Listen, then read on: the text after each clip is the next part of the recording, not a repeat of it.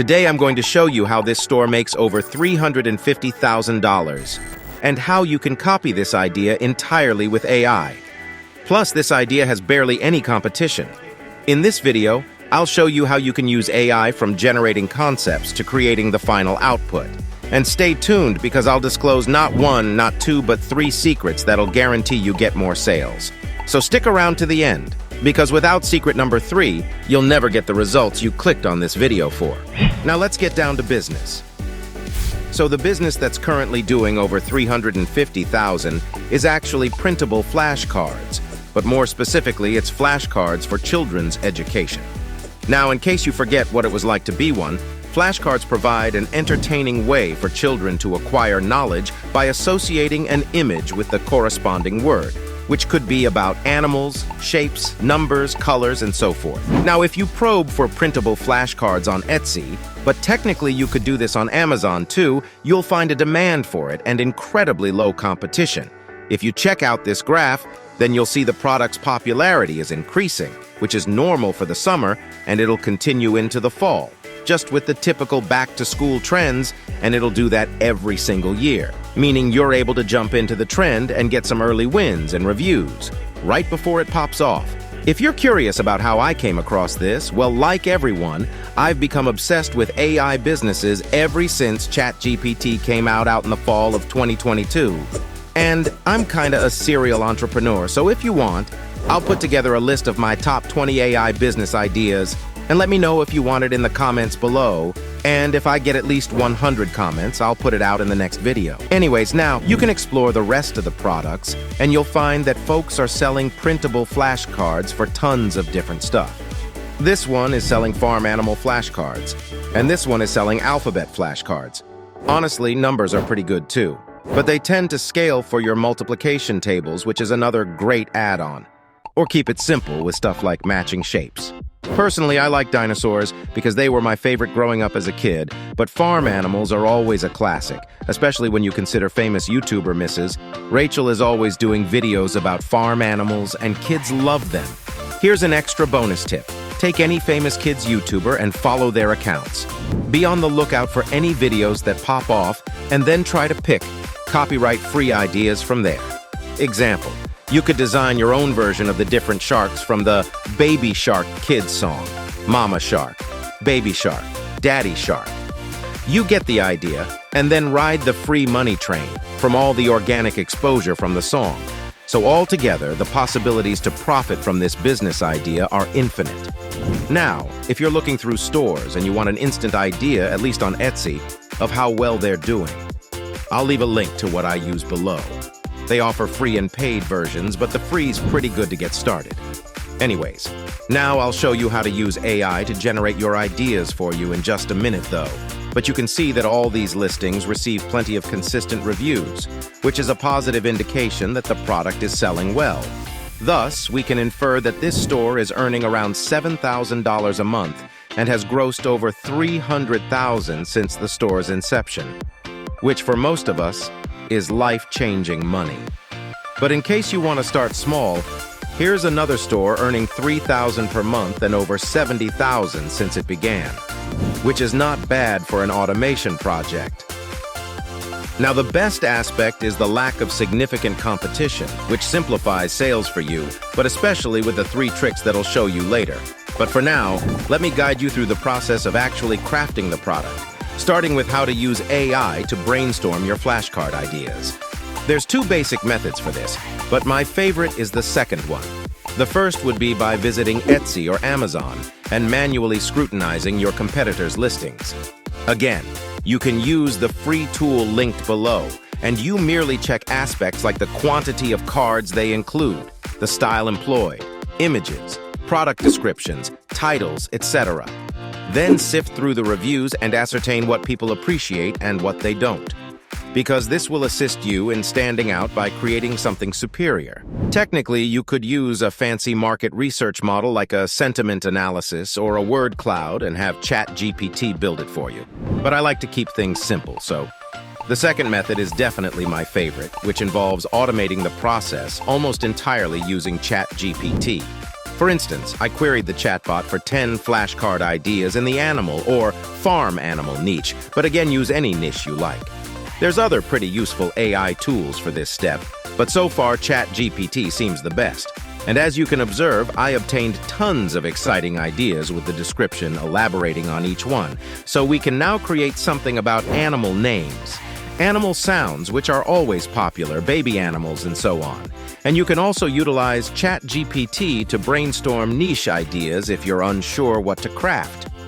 Again, I'm a big fan of animals and animal sounds, especially because some of the biggest YouTube Kids influencers have these as some of their top videos. So, honestly, hard to beat a free trend. Back to the chatbot. So the chatbot furnished us with 10 flashcard ideas we could develop. So once you've concocted a product concept, you have to convert it into a finished product, which starts by creating the main component of the flashcards, the illustrations.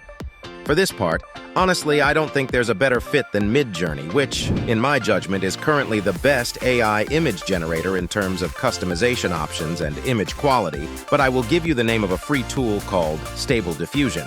It's just, well, not as good, but try it for yourself and let me know in the comments which one you use. Anyways, I use Midjourney for all my AI art. They have a free trial version, but it's limited and you'll have to pay to gain commercial rights. But the beginner plan, which is fine for this project, starts at only $10 a month. Now, in Midjourney first, we need to open the prompt, which is basically a line of text we use to generate AI images. I personally favor keeping it simple at times and dividing my prompt into 4 sections: subject, style, customization, and realism factor, which is arguably the most important because you can even tell Midjourney what camera you want this shot on or aspect ratio. If you're not sure what that means, it means if you want a specific style or size of photo, you can prompt it in right away. Just check out some of these insane shots that I made and look at the prompts, and you can see what camera they would be made with. Anyway, based on our ChatGPT response, the first illustration would be a cow. You could do a puppy, but my kids love going moo, so let's stick with that. Anyways, it also suggested including adult animals alongside their baby animals, a brilliant idea. So in this case, the prompt subject will be a dog with a puppy, cow with calf, cat with kitten. You get the idea. As for design styles, there are many such as cartoon style, hand-drawn style. You can even put in a similar picture, and it'll try and design your picture to be similar to the first one. Heck, you can even tell it to draw your photo in the style of your favorite artist. Check this out.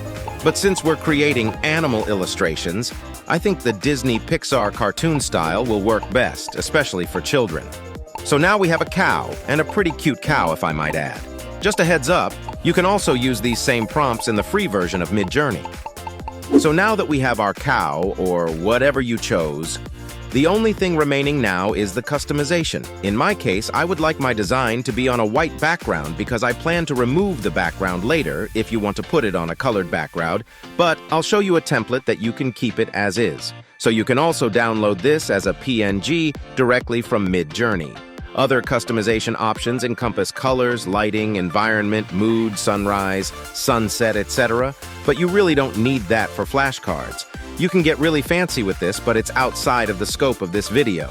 Anyways, on to style, which is a cartoon in this case with a white background. As you can see on the screen, here's how the image turned out using Midjourney, and it's pretty good. Now just repeat the process until you complete all illustrations, and once you're finished, you can proceed to the best part, which is designing the flashcard on Canva. Because if you're unaware, Canva has a tool to aid you in designing printable flashcards for free. Technically, you can do this in Photoshop or any other design software. But unless you're a pro and ready to learn those highly advanced programs, I suggest sticking with Canva because it's already done the heavy lifting for you. Now, once you're in Canva, just look for the flashcard option. I chose to use a specific template because I liked the layout and it lets you skip having to delete the background on your image from Midjourney, but that's up to you. Anyways, then open the first link and click on Create a Flashcard. As you can observe on the screen, Canva provides different flashcard templates you can edit and use. So begin by uploading the illustrations you've created in Midjourney. After that, choose the template you fancy or think suits your niche. So what you need to do now is replace the illustration and change the word label. Again, just make sure you have one flashcard with the image you want and one with the image and the word. You can simply drag and drop the illustration into the template. Now just rinse and repeat until you're done with all of your flashcards. You can also change the card's color or select another font if you like, but you don't need to. Once you're done, save the templates as a PDF print. And just like that, you've successfully created your printable flashcards. And now, as promised, let me share my 3 marketing tricks that will assist you in standing out and earning more. If you look at the vast majority of these creators, either on Etsy or Amazon, most of them look virtually identical. And if you're a parent, most people will look for a value buy. So you need to offer extra value to stand out. Now what you can do is offer a free training guide with your flashcards. This could be a simple, maybe 10-page guide on fun learning activities parents can do with their kids using these flashcards. And you don't have to be a writing genius. Take a page out of IKEA's book and just make them pictures with arrows to get your point across. Bonus tip, if you can double these as coloring pages. This will not only make your product more appealing, but will also demonstrate that you're genuinely interested in providing value to your customers. Another thing you can do is offer flashcards in different languages. This could be extremely beneficial for customers who are trying to teach their children multiple languages. Not only will it differentiate your products from your competitors, but it could also allow you to charge a higher price for your flashcards, meaning you're coming in at the premium space. Now, before I reveal my final trick to virtually guarantee that you'll skyrocket your sales, I first need to set the foundation, which is branding. So now that you've created your product and are ready to launch, you need to think about the other aspects of your Etsy or Amazon store, like branding, product photos, listing descriptions, and customer service. These elements are just as important as the product itself and can greatly influence a customer's decision to purchase your product. So spend some time on your branding. Think about what you want your store to represent and the kind of image you want to project. Remember, you're not just trying to make a quick buck. These kids are going to grow, and I'll share other ideas on how to make even more content so you can keep serving the same families year after year, but only if you subscribe first. Now make sure your product photos are clear and professional, and that they effectively showcase your product. Write compelling descriptions that highlight the benefits of your product and answer any potential questions customers might have. And always strive to provide exceptional customer service, as this can greatly influence your store's reputation and the likelihood of repeat purchases. This is very crucial. Lastly, when it comes to pricing your product, do some market research. Check out what your competitors are charging and then base your price on that, taking into account the quality and uniqueness of your product. Don't undervalue your product, but also remember that pricing it too high can deter potential customers. A good rule of thumb is take your 5-10 closest competitors, and you'll probably be able to see low, medium, and high prices. Ideally, you'll want to create products on the medium-high side. And with the extras that you're including, you'll land right in the value buy section. Now for my final trick, and it has everything to do with scaling a massive brand, and it won't cost you a dime. And the reason I'm sharing it is because if you don't get this one point, everything else is useless. It's free social marketing using entirely free tools. And yes, this works. Buyers for children's products almost globally are women or moms. And where do moms typically hang out online? Instagram, Pinterest, and Facebook groups.